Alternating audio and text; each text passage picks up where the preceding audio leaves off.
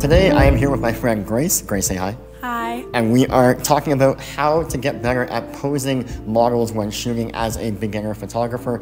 I've been shooting for 10 plus years, posing for 10 plus years, and I am not a model, but I have learned a thing or two, and Grace is the professional here, so let's talk about posing. Let's do it.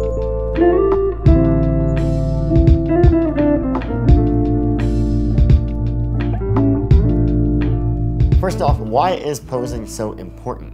It's part of the story of the picture, and the model plays a huge part of that. A well-posed model can add emotion, energy, and really amplify the effect of an image. And on the contrary, a badly posed model can take away from the effect of the image because, ironically, when somebody is posed incorrectly, that is what draws attention into the image, but in a negative light. But here's the good news. With a few fundamental tips that I'm about to talk about, you can make any model, whether a pro or just an amateur, really comfortable in front of the camera and with you as a photographer. Tip number one, I believe this to be the most important, and that is to build a connection with your model. Especially if it's your first time meeting them as a person, then you have to break the ice and make sure they feel comfortable with you as not only a person, but as a photographer, so that when you go and shoot, you're not just this random guy or girl shooting a model, you're actually somebody that has rapport and has a connection with that person. Now, unless you're dealing with really professional models that literally do this for a living for a very long time,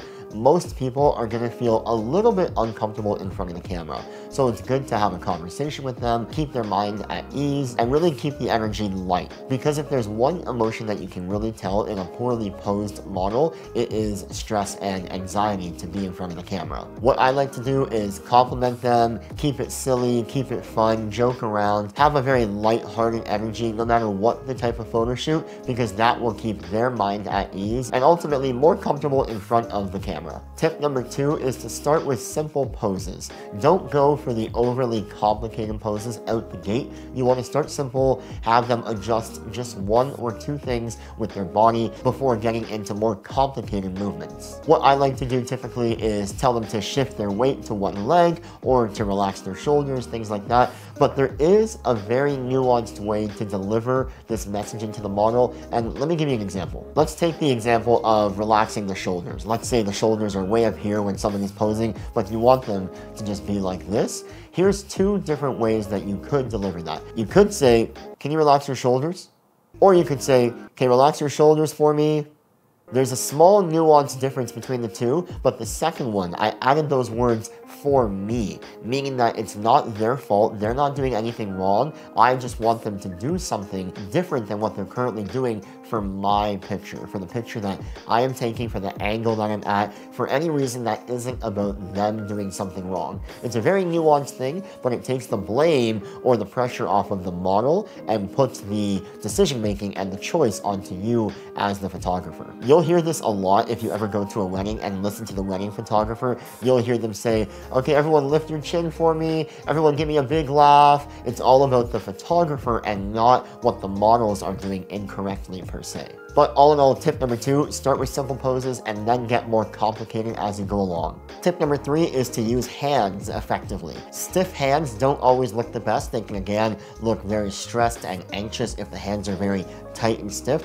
I like to tell my models to relax their hands, whether it's just by their side or whether they want to play with their hair, hold their hands in front of them, hold their shoulders, make it very relaxed. Don't tell them to be stiff and a robot when they do things. You want them to convey a very relaxed feeling. This is true in basically 99% of portraits. There always is those use cases where stiff hands do actually add to the image, but hands effectively in a more comfortable pose add to the image. Tip number four is to play with your angles and your levels. It's very easy to shoot at eye level or at chest level straight onto the model because that is a very clean and effective image. But if you want to get more experimental and give a different mood or emotion to the image, try shooting low. Try shooting high. It really casts a different energy onto both the image as a whole, but more specifically onto the pose that the model is doing. One that I love to do all the time is to shoot from a lower angle, typically from, if you were standing up straight,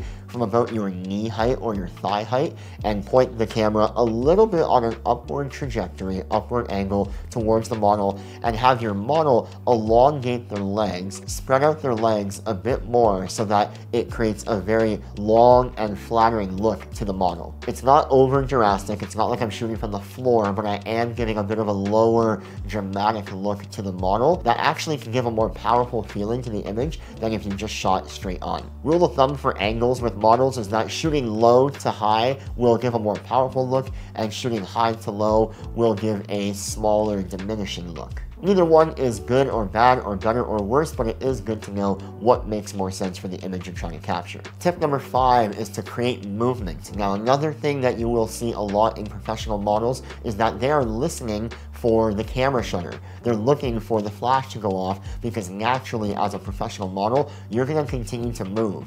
No photographer actually wants someone to stay perfectly static all the time. You want them to be dynamic, you want them to be moving, because if the model knows what the vision of the shoot is, they're going to know how to model for that shoot regardless of what the pose is. But for more amateur models that aren't used to just moving as the camera shutter goes off, you want to encourage them to be more playful, maybe dance, maybe sway their hips back and forth, use their arms, move their arms from top to bottom. If it's more of a casual, playful kind of shoot, what I like to do is I like to tell my models, pretend like you're stretching your arms all over the place. Start down here, bring your arms above your head, bring them to your side like you're doing a full stretch routine, and me as a photographer, I will keep up with that, and I will capture moments that look really fun, really playful, really relaxed, and therefore are good poses. Now keep in mind, if you are having your models move a lot, you want to make sure you're using a shutter speed on your camera that is high enough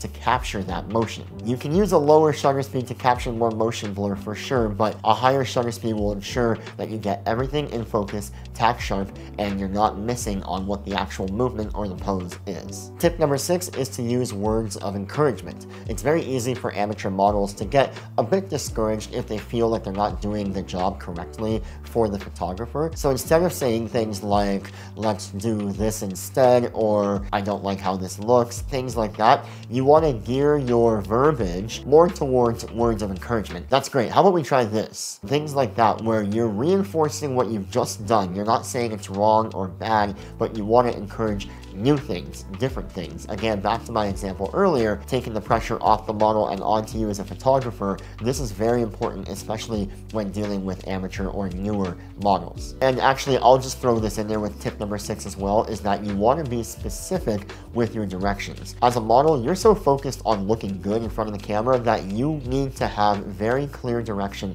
from the photographer if they want you to do something, instead of it being more of a vague and non-descriptive instruction. So instead of me saying, oh, look over there now, I would rather a photographer say, look to your left and lift your chin up just a bit. Things like that can really be a lot clearer for the model to understand, and therefore get back to actually feeling comfortable and looking their best on camera. Tip number 7 is to use props like chairs or clothing items or accessories to have the model interact with something while they're modeling. Very often in life, you're not just standing there doing nothing, you're standing around interacting with an object, whether it's a camera, whether it's maybe a clothing accessory, things like this. You're always interacting with stuff in real life, and that can also be true while modeling. It's also a bit of a mind trick that I use, because by adding another element into the frame, like a chair for example, mentally the model is thinking that the pressure is now taken a bit off of them. It's not all on them, and now the pressure is both on the chair as an object and them as a model, so there's a bit less 100% pressure just on them, which is actually true. And then my final tip, and this goes back to my very first tip, and that is to show the pose yourself. This one can be really fun, really quirky, really silly, but honestly, it is so effective. If instead of trying to describe what it is you want the model to do, get in there yourself as the photographer and do the pose yourself. You might look silly. In fact, you probably will look silly because you might not be a model if you're a photographer, but that will only break down the walls even further and make your models feel even more comfortable and obviously get them to understand the pose that much better.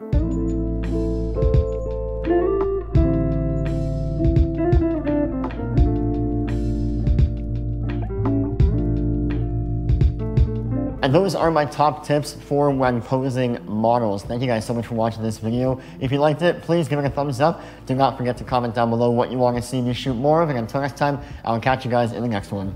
Peace.